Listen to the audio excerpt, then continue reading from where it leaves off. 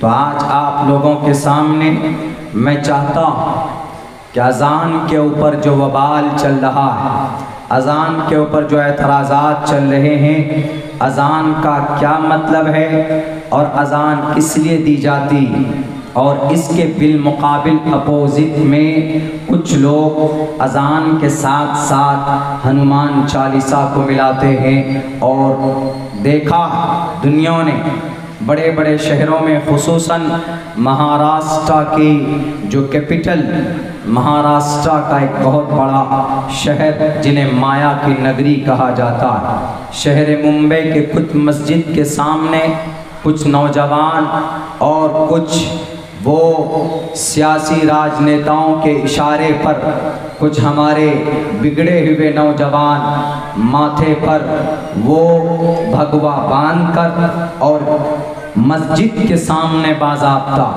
मस्जिद की, जामे मस्जिद की, मरकज़ी मस्जिद की गेट के सामने खड़े होकर उन्होंने अज़ान के सेम वक्त में हनुमान चालीसा पढ़ने का उन्होंने प्रयास किया और उन्होंने कोशिश की।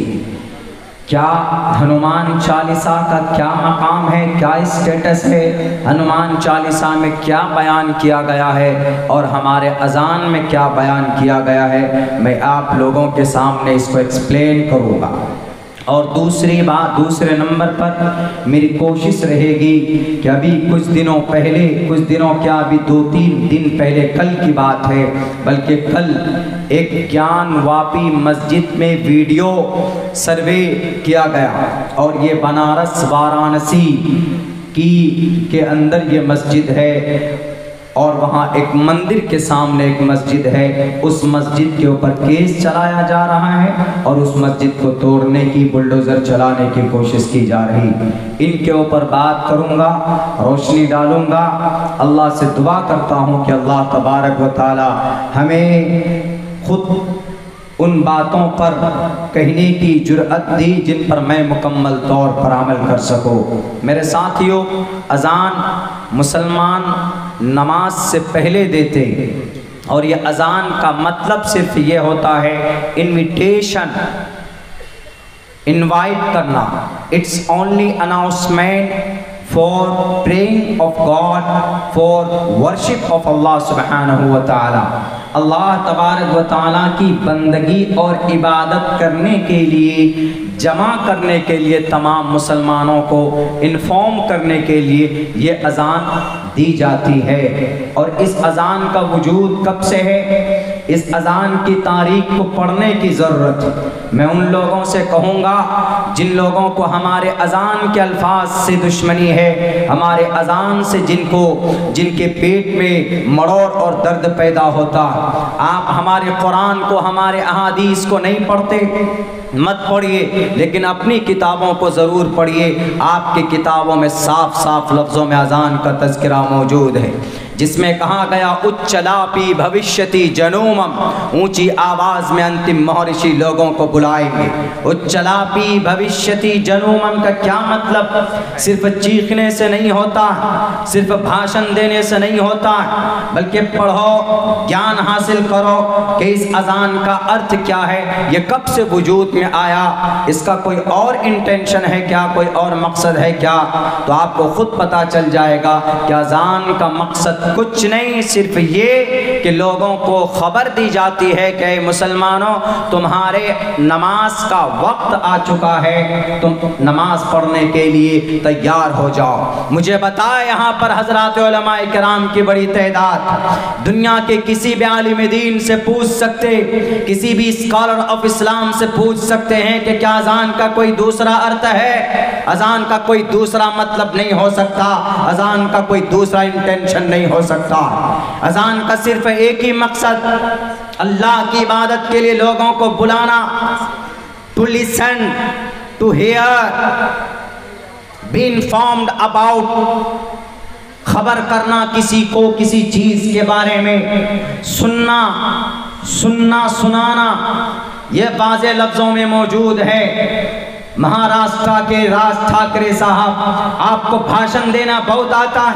अगर भाषण से इस देश की तरक्की होती तो एक लाइन में सारे स्पीकर खड़े हो जाओ, एक तरफ अब्दुल्ला खड़ा हो जाएगा, तुम्हारे पसीने 1 घंटे में छूट जाएंगे। अल्लाह की जात पर भरोसा करके कहता हूँ 5 घंटे बोलूंगा इसी रफ्तार से, मेरा पसीना नहीं निकल सकता। सिर्फ भाषण से देश की तरक्की नहीं होती, समझकर कदम आगे बढ़ाने, नौजवानों को लेकर चलने से देश की तरक्की होती। आपने ये कहा साफ लफ्जों में कि नॉइस पॉल्यूशन होती है अजान से। नॉइस पॉल्यूशन 1400 साल से यह अजान चली आ रही है, कभी नॉइस पॉल्यूशन नहीं हुई, ध्वनि प्रदूषण कभी कुछ नहीं हुआ। और ये आए बड़े ज्ञानी, ये अनपढ़ गवार जो कि 5वीं फेल, नर्सरी फेल, और कोई इन्होंने इंटर मैट्रिक का भी सर्टिफिकेट जिन्होंने नहीं देखा, ये इतनी बड़ी नमाज के ऊपर, अजान के ऊपर इतना बड़ा जजमेंट दे रहे हैं। भारत के किसी भी कोर्ट का आप आदेश पढ़िए, ऑब्जेक्टिव साइंटिफिकली अगर ये नुकसानदेह हो कि नॉइस पॉल्यूशन होती हो, तो मैं हर जलसे में चीख कर कहूंगा कि अजान के ऊपर पाबंदी लगा दो। ऑब्जेक्टिव साइंटिफिकली ये नुकसानदेह नहीं है अजान, बल्कि अजान तो एक खूबसूरत और प्यारी आवाज है जिसमें अल्लाह तबारक व तआला की बड़ाई के साथ लोगों को कहा जाता है कि तुम मोमिन हो तो अल्लाह की बंदगी के लिए आ जाओ। 28वें पारे में सूरे जुमा में जुमा के लिए अल्लाह तबारक व तआला ने कुरान करीम में बाज़ाब्ता आयत नाजिल की, या अय्युहल्लज़ीना आमनू इज़ा नूदिया लिस्सलाति, जब तुम्हें नमाज के लिए पुकारा जाता है मिन यौमिल जुमा, जुमे के दिन, फसाओ इला ज़िक्रिल्लाहि वज़रुल बै, अल्लाह की बंदगी के लिए निकल पड़ो। वज़रुल बै, खरीदो फरोख्त को छोड़ दो। वो अगरचे नमाज जुमा के लिए है, लेकिन इससे साफ पता चलता है कि जब अजान दी जाती है नमाज के लिए, सब चीज छोड़कर अल्लाह की बंदगी के लिए सबको जाना चाहिए। अजान के अल्फाज क्या है? अल्लाहु अकबर, अल्लाहु अकबर, बस यही, अल्लाहु अकबर, अल्लाहु अकबर, अल्लाह सबसे बड़ा, अल्लाह सबसे बड़ा। आगे क्या है?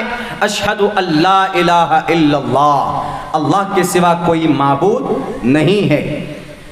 तीसरे अल्फाज क्या है? अशहदु अन्ना मुहम्मद रसूलुल्लाह, हम इस बात की गवाही देते, मैं गवाही देता हूँ इस बात की कि मोहम्मद अल्लाह के रसूल हैं।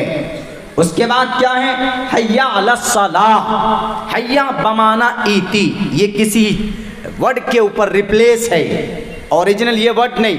हय्या बमाना ईती, आओ, लस्सा हय्या, हय्या अलस्सला, अला अस्सला, नमाज के कामयाबी के, हय्या अलस्सला, नमाज के तरफ आओ, नमाज पढ़ने के लिए आओ।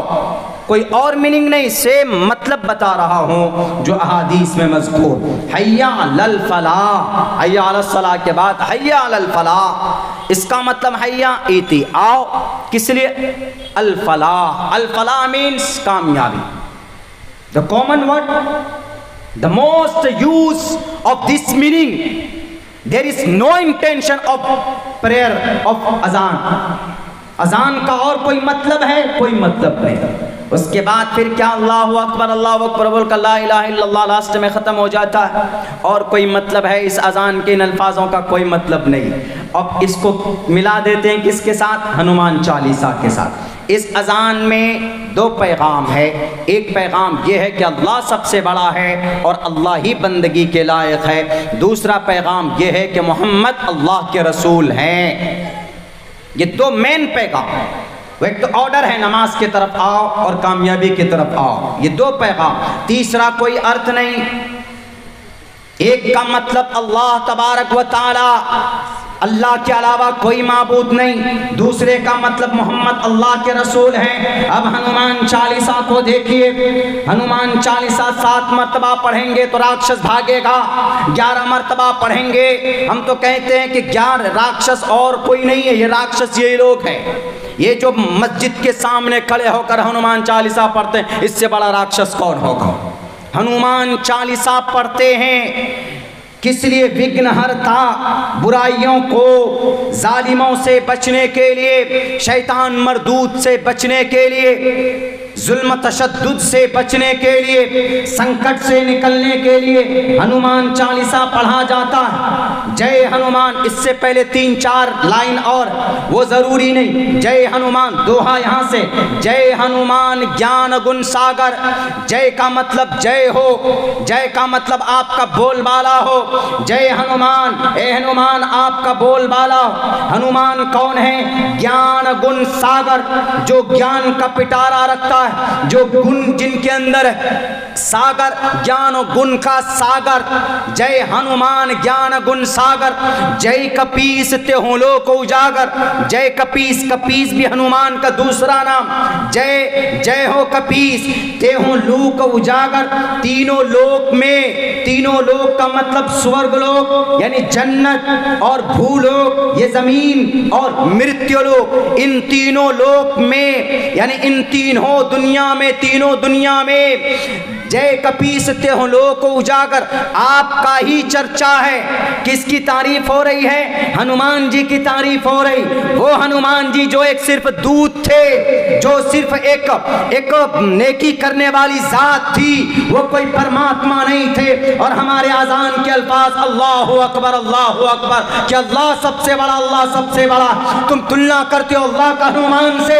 अगर तुलना करना था तो हनुमान चालीसा में तो रामचंद्र जी से करते, ताकि कुछ पता चलता कि श्री रामचंद्र जी मर्यादा पुरुषोत्तम आपके राम हैं, आपके परमात्मा है। तो हमारे परमात्मा से आप कंपेयर करते। एक तरफ अल्लाह, एक तरफ हनुमान जी। जय कपीस तेहो लोक उजागर, तीनों लोक में आपका चर्चा है। आगे क्या बयान करता है? रामदूत अतुलित बलदामा। राम के दूत थे अतुलित बलदामा, बहुत बड़े ताकतवर थे श्री रामचंद्र जी। जब वो जीवनी संजीवनी की बोटी की जब जरूरत थी, जिससे लक्ष्मण का इलाज करना संभव था, तो उनको भेजा था। तो वो जाकर पूरे के पूरे पहाड़ को उठाकर लेकर आए थे। ये देवमालाई कहानियां, इसीलिए उनको कहा गया रामदूत अतुलित बलदामा, अंजनी पुत्र पवन सुतनामा। हनुमान जी के कोई माँ नहीं, कोई बाप नहीं, अंजनी पुत्र यानी जो कोई जन्मा नहीं है, वो इस धरती के ऊपर आया यूं ही। अंजनी पुत्र पवन सुतनामा, पवन सुतनामा भी उनका नाम। आगे लिखता है वीर बजरंग विक्रम बजरंग बली, ये भी नाम है उनके। और आगे बयान करते हैं कुमति निवार सुमति के संगी। वो हनुमान जिनका दिमाग खराब होता था, तो वह हनुमान उनके दिमाग को ठीक करते थे। कुमति निवार, जिसके दिमाग में भूसे भर जाते थे, उनकी सीट नहीं आई, उनका कोई एमएलए नहीं जीतता था, उनका दिमाग में भूसा भर गया। राज ठाकरे साहब, हम जानते हैं आप इससे कंट्रोवर्सी बयान क्यों देते, क्योंकि आपकी पार्टी अभी कमजोर चल रही। आप राजनेता बनना चाहते, आप फेमस होना चाहते, इसलिए देखा आपने कि बहुत आसान है फेमस होना। हिंदू मुसलमानों के बीच में कोई एक ऐसा मसला, ऐसा भाषण दिया जाए जिससे हिंदू मुसलमानों के बीच में तकरार और दंगे और फसाद हो। अगर भड़काने की बात करते हो तो भड़काने के लिए मुझसे ज्यादा तुम नहीं बोल सकते, हमसे ज्यादा तुम नहीं भड़का सकते।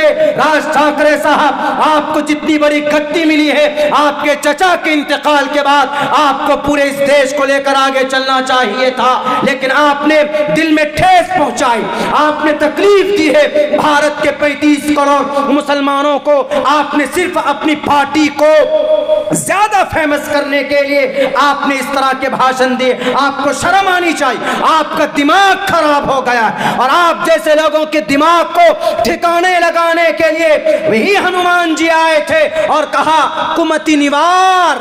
कुमति, दिमाग जिनका खराब होता है, उनकी निवारण के लिए आए थे हनुमान चंद्र जी। सुमति के संगी, और जो अच्छा अकल वाला है उसका हमेशा से श्री हनुमान जी ने हमेशा से उनका साथ दिया।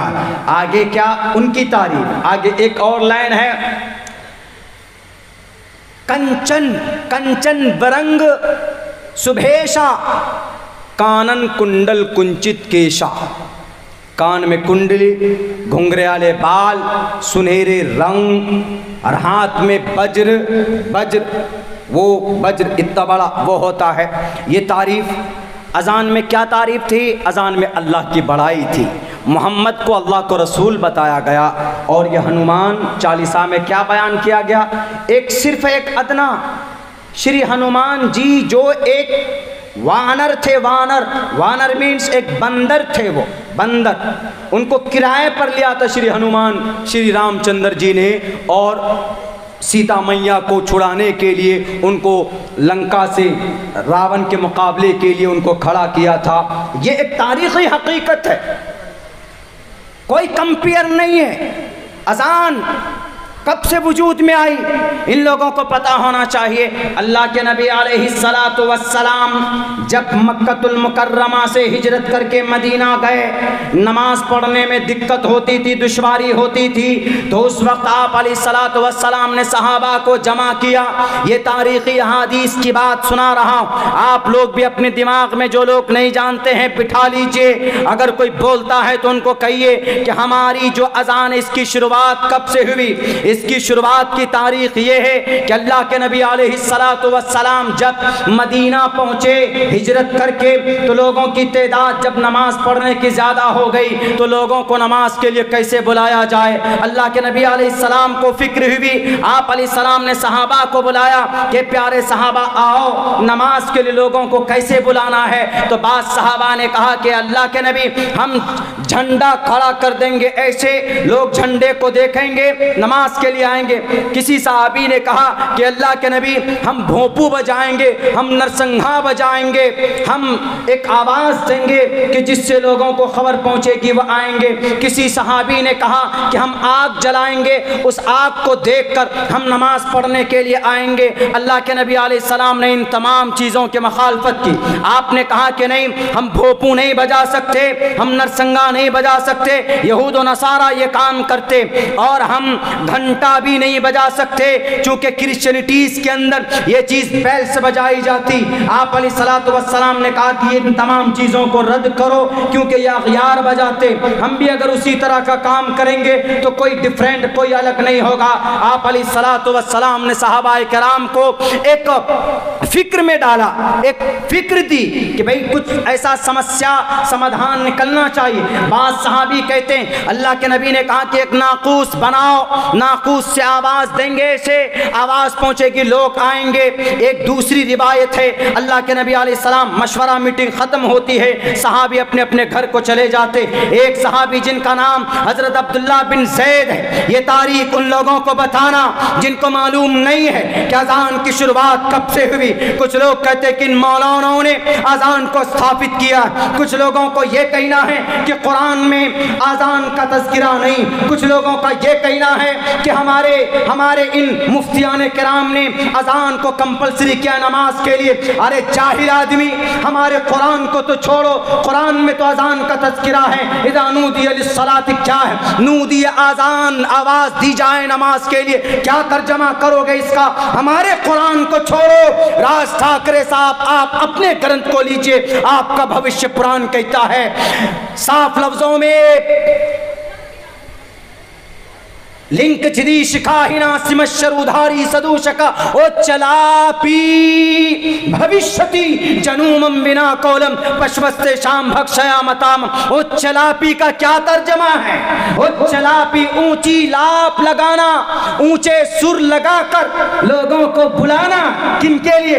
परमात्मा की भक्ति करने के लिए, नमाज और प्रेरणा करने के लिए। हमारी किताब को छोड़ो, अपनी किताब को पढ़ो। अगर जर्रा बराबर भी ज्ञान है आपके अंदर, अगर जर्रा बराबर भी आप अपनी किताबों से मोहब्बत करते हो, ये सिर्फ दुश्मनी की बात कहां से सीखी आपने? नहीं होनी चाहिए ये सारी बातें। आप अपनी किताबों को पढ़ो। हमारे कुरान में तो अजान का तज़किरा है, आपके वैदात के अंदर भी, आपके पुराणों के अंदर भी हमारे अजान का तज़किरा मौजूद। उच्चलापी भविष्यति जनूमम बिना कौलम च पश्वस्ते शाम भक्षया मताम मुस्लिने व संस्कारा कोशेरी भविष्यति। तस्मान मुसलमान तो ही ईमान वाले, आस्था रखने वाले उसको एक्सेप्ट करेंगे। किसको?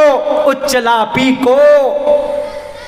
हमारी किताब तो नहीं है, उन्हीं की किताब है। साफ लफ्ज़ों में बयान किया अल्लाह के नबी अलैहिस्सलाम ने सहाबाए किराम को एक फिक्र दी। एक सहाबी है जाकर सोए, आंख बंद भी नहीं हुई थी कि एक आदमी आया नाकूस बेचता हुआ।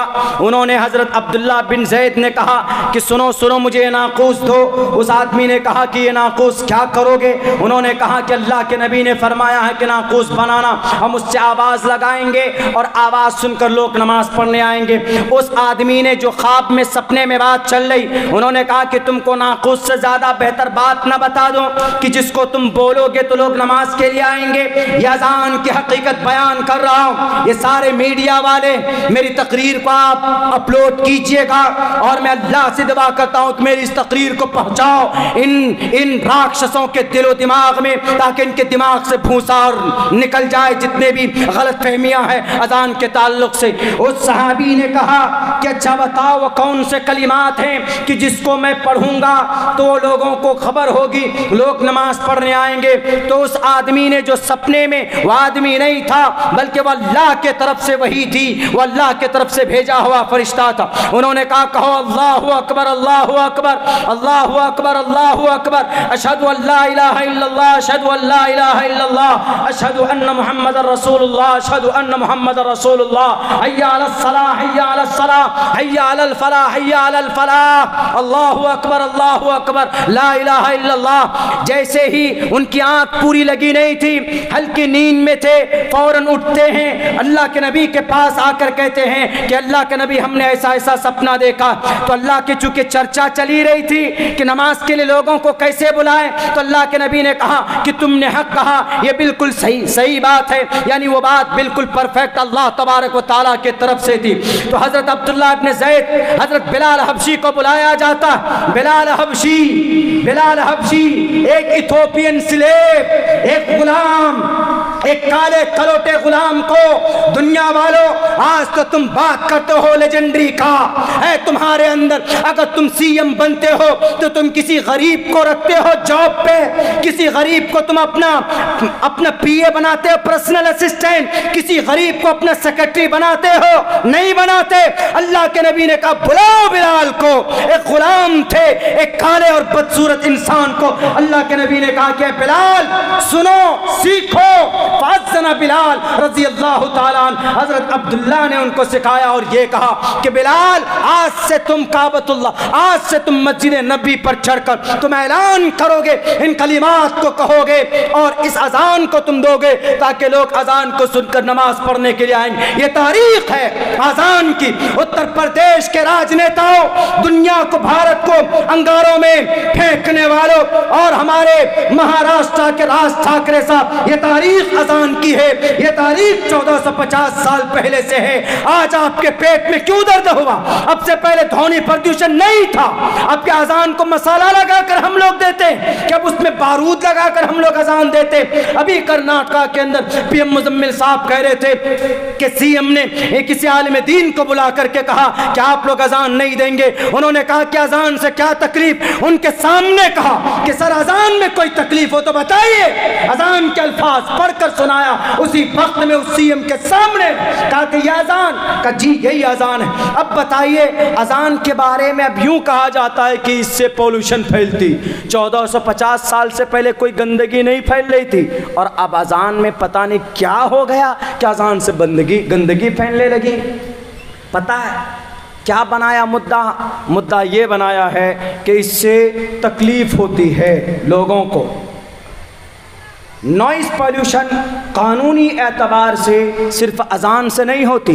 नॉइज़ पॉल्यूशन का मतलब होता है कि शोर होता है माइक में और उस शोर की वजह से हवाओं में, समाज में एक तरह से बीमारी फैलती, पॉल्यूशन।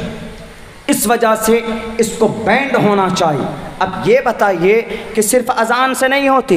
भारत के संविधान में लिखा है साफ लफ्ज़ों में, नॉइज़ पोल्यूशन का ज़रिया कौन? हम लोग मोटरसाइकिल चलाते, गाड़ी चलाते, उसमें जो हॉर्न बजाते हैं राज ठाकरे साहब। आप घर से निकलते हो, मुंबई की ट्रैफिक कितनी मशहूर है। आप जो चीखते चिल्लाते हो गाड़ी में बैठकर, आपके ड्राइवर जो हॉर्न बजाते हैं, उस हॉर्न से भी नॉइज़ पोल्यूशन होती है। अपने हॉर्न को गाड़ी से निकाल कर फेंको। उत्तर प्रदेश के सीएम साहब आप भी, इसलिए कि ध्वनि प्रदूषण की बात करते हो तो हाई कोर्ट का जजमेंट है कि ध्वनि प्रदूषण के लिए गाड़ी का जो हॉर्न से आवाज़ निकलती है उससे भी नॉइस पोल्यूशन होती, सिर्फ मुसलमानों की अजान। और यकीनन कोई मसला नहीं है, सिर्फ एक फेमस होना चाहते हैं कुछ लोग और बहुत आसानी से हो जाते, कोई मसला नहीं दिखा, अजान होती, इस अजान से हमको तकलीफ। वही सोनू निगम साहब कुछ दिन अजान का विरोध कर रहे थे और आप उसी अजान का नाम ले रहे। अब ताज्जुब की बात है, अब इस भारत जैसे मुल्क में ये नारा लगा दिया जाता है कि हिंदुओं एक एक मस्जिद से लाउड स्पीकर कर उठा कर फेंक दो। किसी माए के लाल को इजाज़त नहीं दी भारत के संविधान ने कि किसी भी धार्मिक स्थल से उनके लाउड स्पीकर को उठा कर फेंको। 1930 में सबसे पहले लाउड स्पीकर सिंगापुर की उस मस्जिद सुल्तान मस्जिद के ऊपर इस्तेमाल किया गया 1930 में, सिंगापुर वहाँ पर, और तब से चला आ रहा। और पूरे इंडोनेशिया 90% मुसलमान, 10 लाख 8 लाख मस्जिदें, सब में लाउड स्पीकर अजान दी जाती। हाँ, ऐसा हो सकता है कि कभी कभी अगर कोई दिक्कत कोई तकलीफ़ हो तो आप कह सकते हैं कि थोड़ी साउंड को कम कर लीजिए। एक आदमी तो यूँ कहता है कि मौलाना अजान से, आपके अजान में हमारे ईश्वर की, परमात्मा की हानि होती, उनका अपमान होता। कैसे? अल्फाज मैंने 2-3 दिन पहले पढ़े थे, अभी पढ़ता हूँ। अशहदु अल्ला इलाहा इल्लल्लाह। उन्होंने कहा कि देखिए, डिबेट में बोला है बाज़ाब्ता, वन पर आदमी क्या बोलता है कि इसमें देखिए क्या कह रहा है।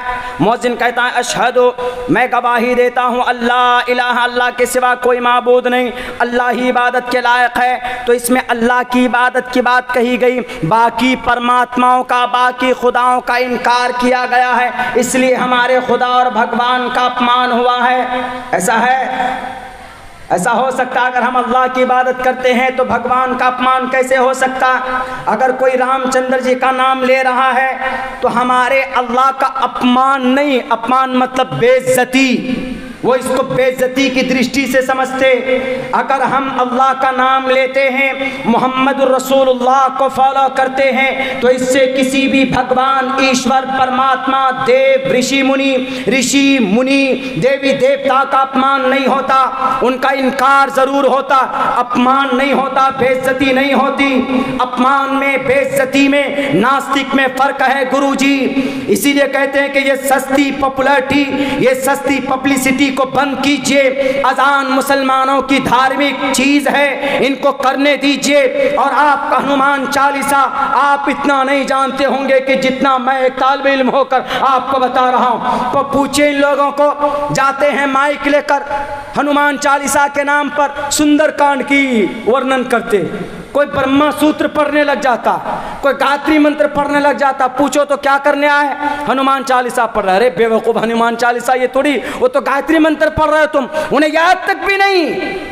बस सिर्फ दुश्मनी में नेताजी ने कह दिया, बस नेताजी की कहने की वजह से अब माइक ले लो, माइक बांट रहे हैं हनुमान चालीसा पढ़ने के। मैं तो कहता हूं कि पढ़िए आप हनुमान चालीसा, आप पढ़िए गायत्री मंत्र, आप पढ़िए ब्रह्मा सूत्र, आप पढ़िए आखिरत के बारे में जो पैगामात आपकी किताबों के अंदर, इंसानियत के ताल्लुक से आपकी किताबों के अंदर जो पैगामात, हम मना नहीं करते, हम भी साथ देंगे, हम बताएंगे आपको, हम सिखाएंगे आपको कि पढ़िए हनुमान चालीसा। जय हनुमान ज्ञान गुण सागर, जय कपीसते हो लोक उजागर, रामदूता तुलित बलदामा, अंजन पुत्र जन पुत्र पवन सुतनामा, वीर विक्रम बजरंग बली, अनुकुमति निवार सुमति के संगी। आप पढ़िए कंचन बरन विराज सुबेशा, कानन कुंडल कुंचित केशा। हम मना नहीं करते, लेकिन आप मुसलमानों की मस्जिद के सामने खड़े होकर पढ़ते, क्या मतलब है? क्या आपको अजान से नफरत है? आज तक किसी मुसलमान ने किसी भी भजन पर एतराज नहीं किया, आज तक किसी भी मुसलमान ने हिंदू भाई के गायत्री मंत्र पढ़ने पर एतराज नहीं किया।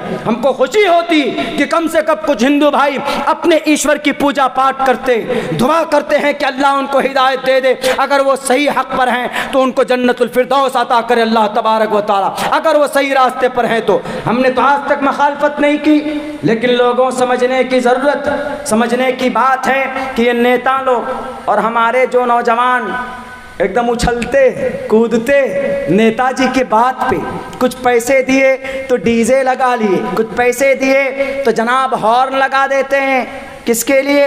हनुमान चालीसा पढ़ने के लिए। याद रखो, एक मंत्र पढ़ रहा हूँ, पूरा मंत्र मुझे याद नहीं है, आखिर का जो एक लाइन है उसको मैंने आज ही मुताले के अंदर लाया।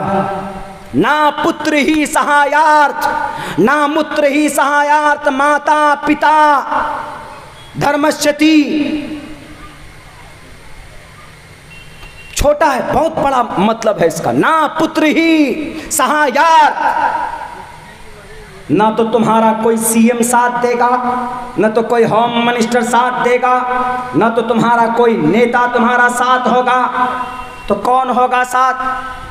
ना पुत्र ही सहायार्थ, पिता माता, ना पुत्र ही, ना ही पुत्र बेटा साथ देगा, सहायार्थ कोई हेल्प नहीं करेगा।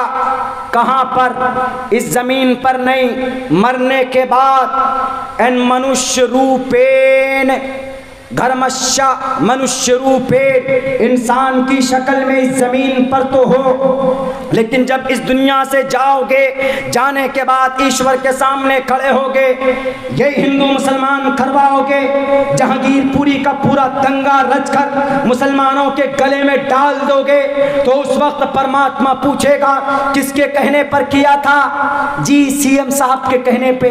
किसके कहने पे तुमने हिंदू भाई मुसलमान भाइयों को तकलीफ दी थी? जी फला नेताजी के कहने पे। क्यों? क्योंकि दिल्ली के अंदर सर म्यूनिसिपैलिटी का, वहां के बल्दिया, वहां के शहर का इलेक्शन होने वाला था। हिंदू भाइयों को वन साइडेड करने के लिए हम हिंदू मुसलमान कराना चाहते थे। मरोगे, ईश्वर के पास जाओगे तो ईश्वर कहेगा क्या आज कोई मदद करेगा? आप ये सोचते हैं कि हमको सीएम मदद करेंगे, हमको पीएम मदद करेंगे, हमको मंत्री मदद करेगा, हमको नेता मदद करेगा। भूल जाओ, इस सपने में मत रहो। वो आज भी तुम्हारे बच्चों को आज आतंकवाद, तुम्हारे बच्चों को फसादी बनाते, तुम्हारे बच्चों के दिलो दिमाग में जहर भरते। इस दुनिया के अंदर तुम तो नफरत बोगे, लेकिन मरोगे जब ईश्वर के पास जाओगे तो उस वक्त तुम्हारे माता पिता भी तुम्हारी मदद के लिए खड़े नहीं होंगे, क्योंकि मरने के बाद हर आदमी अपना अमल लेकर ईश्वर के पास खड़ा होगा। ना मुत्र ही सहायार्थ, माता पिता कोई भी उसका सामने अगर आएगा मदद के लिए, माँ भी अपने बच्चे का इनकार कर देगी, बाप भी देखेगा कि मेरा बेटा है, वो भी इनकार कर देगा कि मैं इस बेटे का मदद नहीं कर सकता, इसलिए कि ये मेरे कहने पर नहीं बल्कि नेताओं के कहने पर तलवार हाथ में लेकर जय श्री राम का नारा लगाता था। आप जय श्री राम का नारा लगाइए, उनकी चरित्र को पढ़िए, आप श्री रामचंद्र जी के जिंदगी के मुताबिक जिंदगी गुजारिए। हम मना नहीं करेंगे, हमें खुशी होगी, लेकिन जय श्री राम का नारा लगाकर हिंदू भाइयों के मस्जिद के ऊपर, उनकी मीनारे के ऊपर जाकर गेरुए रंग का कपड़ा लगाना, ये बताओ श्री रामचंद्र जी ने बताया? कहीं से कहीं तक श्री रामचंद्र जी ने यह पैगाम नहीं दिया। मरने के बाद जब जाओगे तो ईश्वर जब आपसे पूछेगा तो उस वक्त कहोगे कि हम अपने अम्मी से नहीं लेके करा रहे। माँ कहेगा कि नहीं सर, इसको जहन्नम में डालिए। ईश्वर परमात्मा मेरी बात नहीं मानता था। नेता अपने बेटे को पढ़ाकर क्या बना रहे हैं? BCSC वो इंडियन क्रिकेट बोर्ड का चेयरमैन बना दिया। किनको? गृह मंत्री साहब। उनका बेटा तो चेयरमैन बन रहा है, हमारा आपका बेटा क्या बन रहा है? जय श्री राम, जय श्री राम, जय श्री राम से मामला हल होगा। या मुसलमान का बच्चा अगर बोलेगा अल्लाहु अकबर, नारे तकबीर, अल्लाहु अकबर, इससे समस्या हल होगा। वो एक धार्मिक चीज है, जब कभी जोश आता है तो नारे तकबीर अल्लाहु अकबर लगा देते हैं, इबादत हो गई, चलो।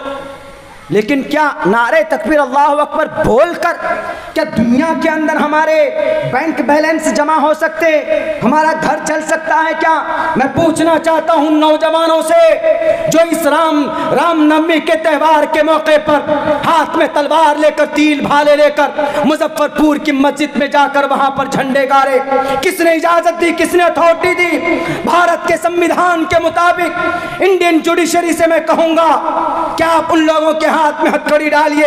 आपकी इंडियन कॉन्स्टिट्यूशन इजाजत नहीं देता किसी की धार्मिक स्थल को तोड़ने के लिए या जबरदस्ती कब्जा करने के लिए। इस्लाम के अंदर कहीं पर भी इसका वजूद नहीं मिलता।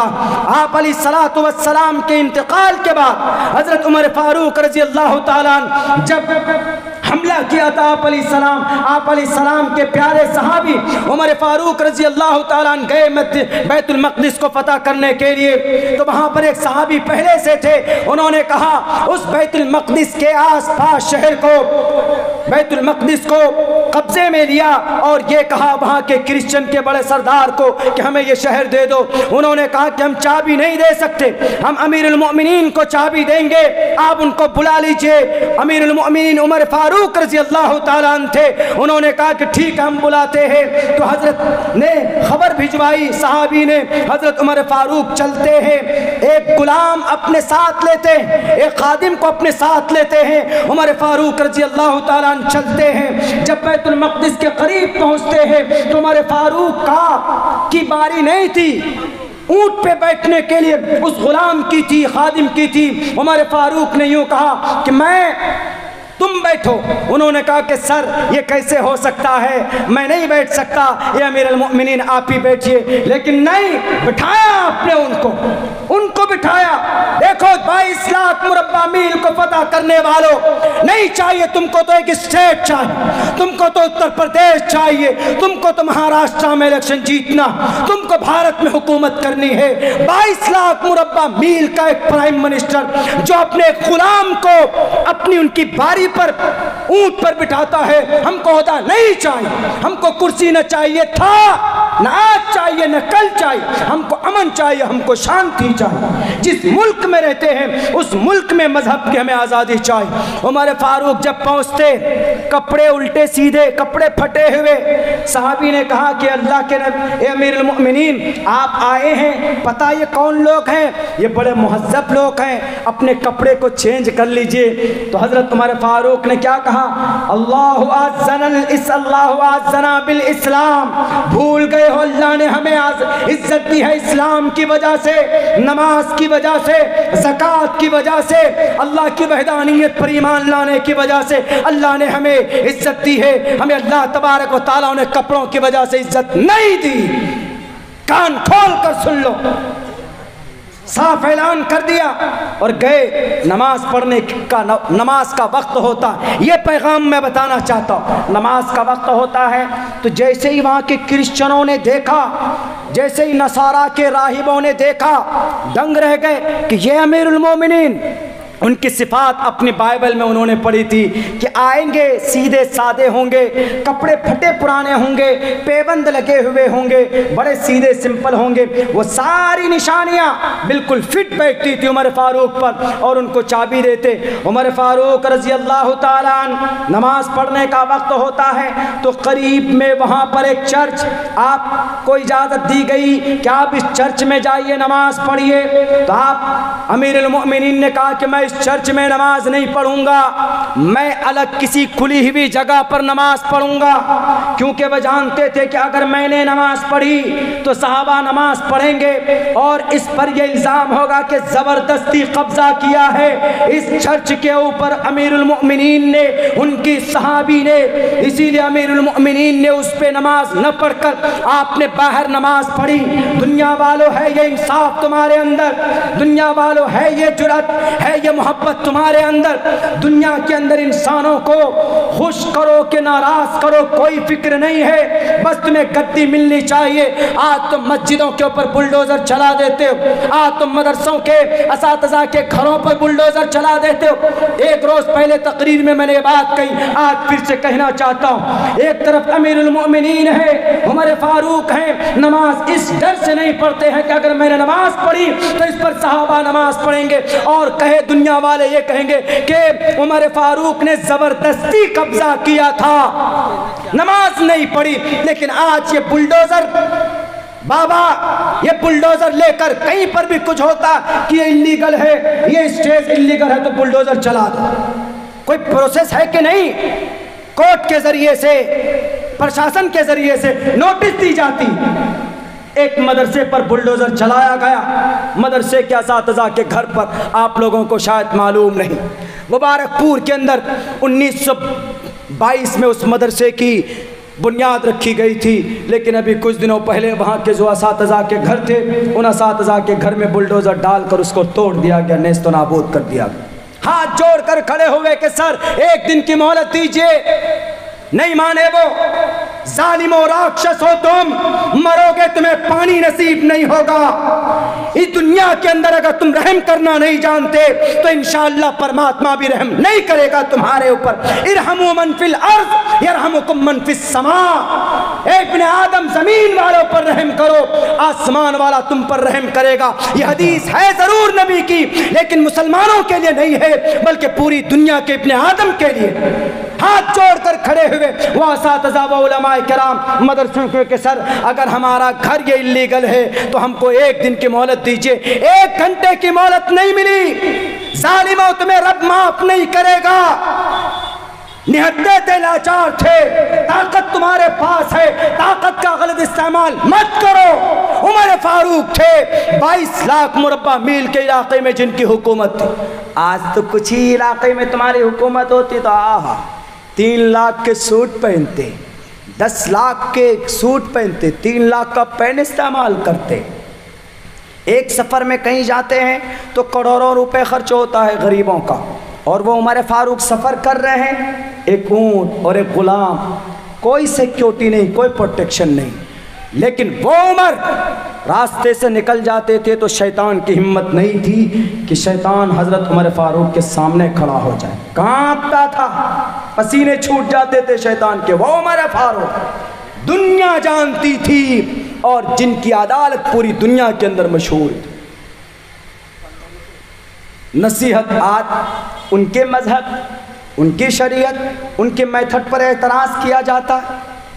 क्या फ़ायदा हुआ बताइए? उन मस्जिद के ऊपर बुलडोज़र चलाने का, मदरसों के ऊपर असातिज़ा के घर को तोड़ दिया गया। कानूनी प्रोसेस कुछ होना चाहिए। जुडिशरी को ध्वस्त कर दिया गया। हम जाएं तो कहाँ जाएं? थाने में जाते हैं, अदालत में जाते हैं तो मामला कुछ और आ जाता है। अभी एक मस्जिद है, मस्जिद का मतलब मस्जिद, अल मस्जिद मसजा सजादा यसजुदु सजदन, अल फाइलु मिन्हु साजिद, सजादा यसजुदु, मस्जिद होना चाहिए इसमें ज़र्फ। उलमा जानते हैं किसी वजह से, सर्फ के किसी कायदे की वजह से मस्जिद का मतलब सजदे की जगह, जहाँ पर सजदा किया जाता है उस जगह को मस्जिद बोलते हैं। सजदा गाह मस्जिद अल्लाह को बहुत पसंद होती। पूरी दुनिया में सबसे ज़्यादा महबूब कोई जगह है अल्लाह को तो मस्जिद। इन्ना हब्बल बिलादी इलल्लाहि मसाजिदुहा, अल्लाह को सबसे महबूब अगर कोई जगह है तो मस्जिद। व अबग़ज़ुल बिलादी इलल्लाहि अस्वाक़ुहा, और सबसे ज़्यादा नापसंद कोई जगह है तो वह बाज़ार। चूँकि बाज़ार में ग़ीबत होती है, बाज़ार में फजूल खर्ची होती है, बाज़ार में और एक दूसरे की चुगलखोरी करते हैं, बुराई करते। और मस्जिद वो जगह है कि जहाँ पर वज़ू करके अल्लाह की भक्ति करते हैं, अल्लाह के लिए नमाज पढ़ते हैं, अपने सजदे को, पेशानी को सजदा करते, पेशानी को झुकाते हैं, कुरान की तिलावत करते हैं। आराम और सुकून का माहौल हमें वहाँ पर मिलता है। मस्जिद नमाज की जगह, सजदा करने की जगह। मगर आज एक मस्जिद पर इल्ज़ाम लगाकर उसको ध्वस्त कर दिया जाता। ज्ञानवापी मस्जिद अभी 1-2 रोज़ के अंदर बहुत बड़ा बर्निंग इशू बनाया गया, बहुत बड़ा इशू बना दिया गया। ज्ञानवापी मस्जिद, काशी विश्वनाथ की मंदिर, विश्वनाथ भोले विश्वनाथ की, अन्नपूर्णा देवी, अन्नपूर्णा माता की सरजमीन, वहाँ पर एक तरफ विश्वनाथ की मंदिर, ऐसे विश्वनाथ की मंदिर, इधर ज्ञानवापी मस्जिद, गेट दोनों के आमने सामने, लेकिन मस्जिद को घेर दिया गया लोहे से, लोहे की ग्रिल से घेर दिया गया। यह मस्जिद कब बनाई गई?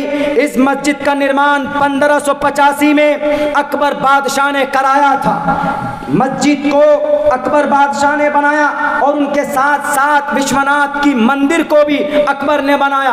दोनों को एक साथ बनाया था 1585 में। अपने आप नहीं बनाया था, बल्कि राजा टूडरमल उन्होंने दुनिया के ज्ञानी नारायण भट्ट के सहायता से मंदिर को भी मस्जिद को भी बनाया था। यानी आदेश तो अकबर बादशाह का था, लेकिन बनाने वाले राजा टोडरमल और नारायण भट्ट दोनों ने मिलकर मस्जिद भी बनाई और मंदिर भी बनाई। क्योंकि अकबर ओपन जहन का था, वो एक नई शरीयत लाना चाहता था। उस शरीयत का नाम दीन इलाही था, यानी हिंदू मुस्लिम सब के सब बराबर, जो जिधर इबादत करना चाहे।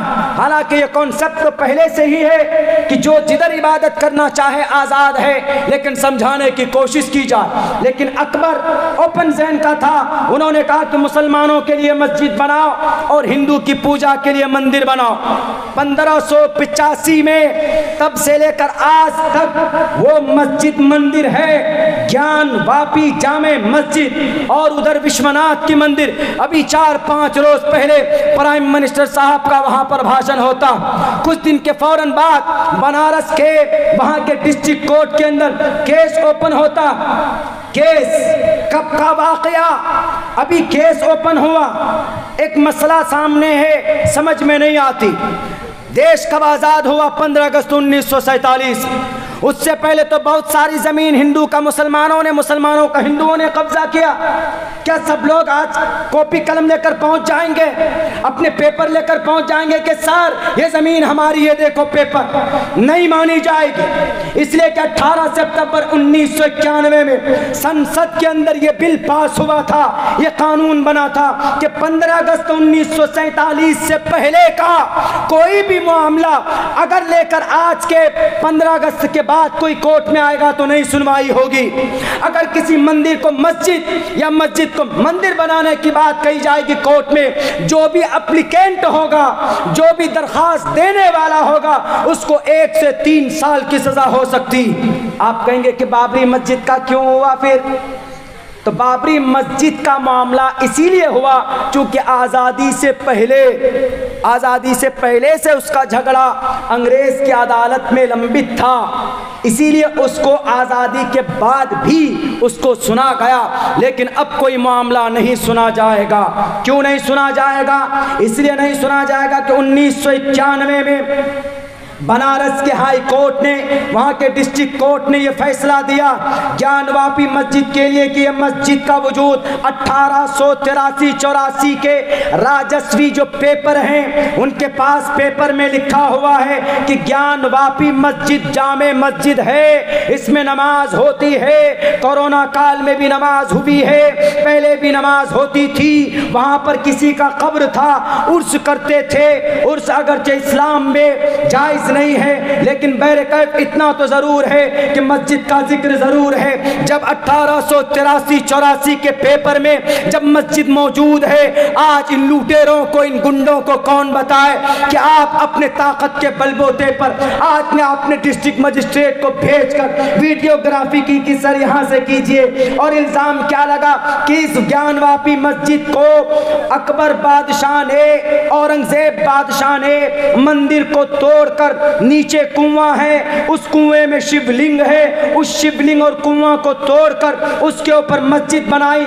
जबकि ये कॉन्सेप्ट और ये भरम गलत है। उस मस्जिद के आज के मुतवल्ली ने कहा, जिनका नाम सैयद यासीन है, उन्होंने कहा कि सन 2010 में उस मस्जिद की हमने सफाई की। मस्जिद के नीचे जो कुआं है, उस कुआं को हमने सफा किया, साफ किया, तो कहीं पर शिव जी का लिंक हमको नहीं मिला। ए बहरूपिये, इस तरह के अफवाह फैलाने वालों के हाथ में हथकड़ी लगनी चाहिए। हम सुप्रीम कोर्ट से ये बात कहेंगे, अफवाहों के ऊपर रोक लगना चाहिए। इन बुलडोजर बाबाओं के हाथ में भी हथकड़ी लगनी चाहिए। अगर कोई लीगल कंस्ट्रक्शन है तो 15 दिन के लिए उनको नोटिस दीजिए और उनको कहिए कि कोर्ट के ऊपर इसका जवाब सबमिट करो। अगर कोई नहीं करता तब आप उसके ऊपर बुलडोजर चला दीजिए। नारे तकबीर, नारे तकबीर। हजरत मौलाना अब्दुल्ला सालिम चतुर्वेदी कासिमी। मेरे साथियों, ये माइक आपका बहुत खतरनाक है। इतने पैसे खर्च किए लेकिन माइक आवाज़ को बैठा देती। उसको चुप कोई बात नहीं, हो जाता है, चूँकि बोलने का मसला रहता है, माइक सही ना हो ये आवाज़ यहाँ से बैठ जाती है। और सबसे ज़्यादा एनर्जी लॉस कहाँ पे होता है? माइक पे बोलने पे होता है। तो बहरकैफ आइंदा इस बात का ख्याल रखा जाए। बहुत ही मशहूर और बहुत ही अच्छा प्रोग्राम आप लोगों का ये रहा। दो बातें सामने आई, एक अज़ान की और एक मस्जिद की आप लोगों के सामने। मस्जिदें तोड़ रहे हैं, तोड़ने दीजिए, मस्जिदें तोड़ने वाले बहुत पैदा हो गए, तोड़ो मस्जिद आप, अल्लाह मौजूद। एक मस्जिद और तोड़ने की बात थी, कौन सी? जो दुनिया की सबसे बड़ी मस्जिद, कौन सी मस्जिद है हाजी साहब? काबतुल्लाह, उसको भी तोड़ने के लिए आया था ना अबरहा, उसका नाम अबरहा, शाह मलिक अबरहा आया था तोड़ने के लिए उस मस्जिद को। देखिए इस देश के अंदर इतनी खूबसूरती है, हमारे हिंदू भाई सुबह भजन पढ़ते हैं, मुसलमान कुरान पढ़ता, अज़ान देता, कोई शक नहीं, इतना प्यार, इतना खूबसूरत माहौल। लेकिन कुछ लोगों के पेट पे ना मालूम गैस का दर्द होता है कि राजनीति का दर्द होता है।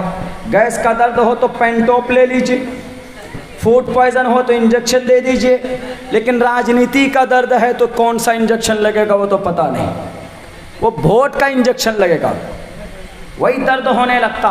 हिंदू मुसलमान कर देते हैं। आपका बंगाल अल्हम्दुलिल्लाह पूरे भारत में जाना होता है, बहुत खूबसूरत माहौल बंगाल का। यहाँ पर कुछ लोग लेकिन आप शरारती हो गए, हिंदू मुसलमान करने लगे, वरना बहुत अच्छा निज़ाम आपके बंगाल का है, बहुत अच्छा माहौल आपके बंगाल का है। हमारे यहाँ भी है, बिहार में भी अल्हम्दुलिल्लाह, लेकिन कुछ लोग खड़े हो गए। तो हम उन तमाम लोगों से कहना चाहते हैं, चाहे वो मंदिर हो चाहे मस्जिद, किसी की धार्मिक स्थल को कोई डेमोलिश नहीं कर सकता, किसी को अधिकार नहीं। हाँ, अगर वो इल्लीगल है तो कानूनी प्रोसेस में जाकर उसको डेमोलिश किया जा सकता है। ये अथॉरिटी, ये अधिकार, ये सिर्फ भारत की जुडिशरी को है, ये कॉन्स्टिट्यूशन को है, बाकी किसी नेता को नहीं। एक मस्जिद तोड़ने आए थे कौन? अबरहा, इतनी ताकत का मालिक, उसका एक हाथी इतना, बस मुख्तसरन, ज़्यादा लंबा नहीं जा पाऊंगा क्योंकि माइक ने चार्ज बैठा दिया हम लोगों का भी। एक हाथी इतना मजबूत, ताकतवर, मेरे ख्याल से कहा गया है कि उसके ऊपर 5 टन भी लाद दिया जाए लेकर चलता था। 13 हाथी, 300 घोड़े, कई हजार फौजों को लेकर काबतुल्लाह, जिसको हम लोग शहर मक्का के अंदर देखते हैं काबतुल्लाह, उस काले से घर को काबतुल्लाह, अल्लाह बैतुल्लाह कहा जाता, अल्लाह का घर। और जहाँ है जिस शहर में, उस शहर को मक्का कहा जाता है। बहुत से लोग उसी को मक्का बोल देते हैं, उसी काबतुल्लाह को, बैतुल्लाह को मक्का बोल देते हैं। मक्का उस शहर का नाम है और काबा उस जगह का नाम, बैतुल्लाह जिसका तवाफ करते हैं। उसको तोड़ने के लिए चला। क्यों तोड़ने के लिए चला था? क्योंकि पहले से ही उसका तवाफ, हज़रत आदम के ज़माने से उसका हज, उसका तवाफ होता था। ज़माने जाहिलियत में भी मुशरिकीन करते थे, उसको तवाफ करते थे, हज करते थे। एक शाहे हबश, उन्होंने देखा कि सारे लोग वहाँ जा रहे हैं काबतुल्लाह में तवाफ करने के लिए, डुप्लिकेट तवाफ काबतुल्लाह बनाया उन्होंने, बैतुल्लाह अपने यहाँ। एक आदमी को पता चला कि अच्छा, मक्का के एक आदमी को पता चला कि उन्होंने ऐसा ऐसा किया, उनको गुस्सा आया, गया जा कर के वहाँ गंदगी कर दी, टॉयलेट कर दिया, बाथरूम कर दिया, करके भाग आए।